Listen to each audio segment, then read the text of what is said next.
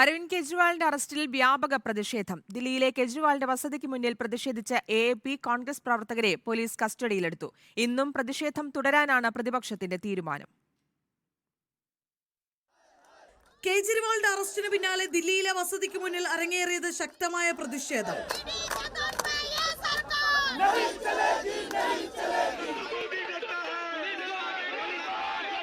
ആം ആദ്മി പാർട്ടിക്ക് പുറമെ കോൺഗ്രസ് പ്രവർത്തകരും അണിനിരുന്നതോടെ പ്രതിഷേധം കനത്തു.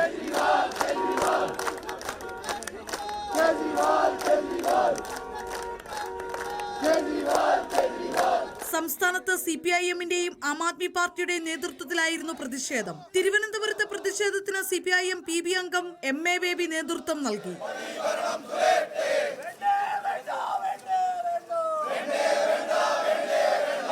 അരവിന്ദ് കെജ്രിവാളിനെ അറസ്റ്റ് ചെയ്തതിന് പിന്നിലുള്ള ലക്ഷ്യം എല്ലാവരെയും ഭയപ്പെടുത്തുക, സുപ്രീം കോടതിയെ ഭയപ്പെടുത്തുക, തെരഞ്ഞെടുപ്പ് കമ്മീഷനെ ഭയപ്പെടുത്തുക, എനിക്ക് വരുതിക്ക് നിന്നോണം അല്ലെങ്കിൽ ഞാൻ ഏതറ്റം വരെയും പോകുമെന്ന സ്വേച്ഛാധിപത്യപരമായ ഒരു പ്രഖ്യാപനം നരേന്ദ്രമോദി നടത്തിയിരിക്കുകയാണ്. കേജ്രിവാളിന്റെ അറസ്റ്റ് രാഷ്ട്രീയ പ്രേരിതമെന്നാണ് ഇന്ത്യ മുന്നണി ആരോപണം. പേടിച്ചരണ്ട സ്വേച്ഛാധിപതി ജനാധിപത്യത്തെ കൊല്ലുന്നുവെന്ന് രാഹുൽ ഗാന്ധി വിമർശിച്ചു.